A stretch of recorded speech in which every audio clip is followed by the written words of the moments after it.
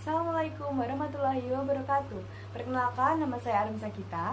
Saya dari kelas PGMIC, nomor induk mahasiswa 2032400166. Di sini saya akan menjelaskan mengenai moderasi beragama. Jadi, moderasi beragama adalah mengurangi kekerasan atau keekstriman dalam beragama. Moderasi beragama merujuk pada sikap atau upaya kita untuk menjadikan agama sebagai pondasi dasar untuk menghindarkan perilaku atau pengungkapan yang ekstrim.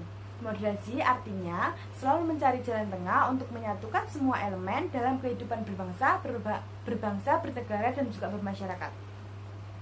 Moderasi beragama memiliki dua siklus. Yang pertama, moderasi internal. Yang kedua, moderasi eksternal. Apa sih kedua hal tersebut?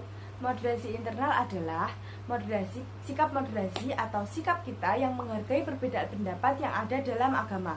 Contohnya, kita menghargai perbedaan pendapat dalam menentukan awal bulan Ramadan, atau kita menghargai perbedaan pendapat dalam menentukan jumlah rakaat salat tarawih. Yang kedua, moderasi eksternal. Moderasi eksternal adalah sikap moderasi atau sikap kita yang menghargai perbedaan yang ada di antara agama kita dan juga agama lain. Contohnya, kita menghargai perayaan hari-hari besar agama lain. Yang kemudian, kita tidak menghakimi mereka ketika mereka melakukan perayaan agama lain.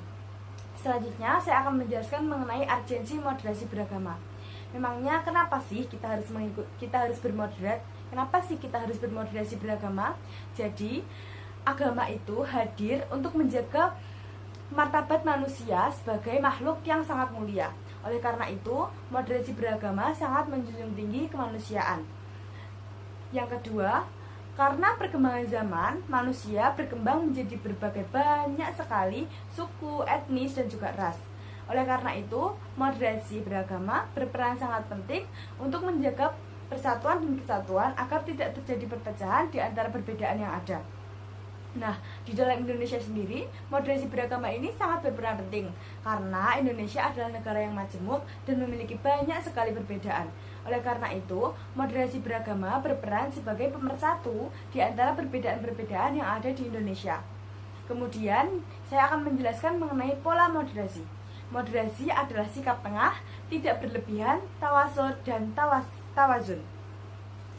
Nah, pertanyaannya, kenapa sih moderasi itu disebut dengan sikap tengah? Hal ini dikarenakan ada ekstrem kiri dan juga ekstrem kanan. Apa sih ekstrem kiri dan ekstrem kanan? Nah, ekstrem kiri adalah kelompok orang-orang yang mengusung kebebasan dan tidak terikat dengan agama sama sekali. Mereka ini adalah orang-orang yang tidak mau terikat dengan agama dan mereka memiliki kebebasan. Contohnya ada Partai Komunis Indonesia, liberalisme, dan juga LGBT. Mereka ini berbahaya karena dapat mendorong kita untuk menuju perpecahan. Yang kedua ada ekstrem kanan. Apa sih ekstrem kanan itu? Jadi ekstrem kanan itu adalah kebalikan dari ekstrem kiri. Ekstrem kanan dibagi menjadi tiga. Yang pertama ekstremisme. Ekstremisme adalah kelompok orang yang diklasifikasikan sebagai kelompok tertentu. Contohnya LDII, DII, Ahmadiyah, dan lain-lain.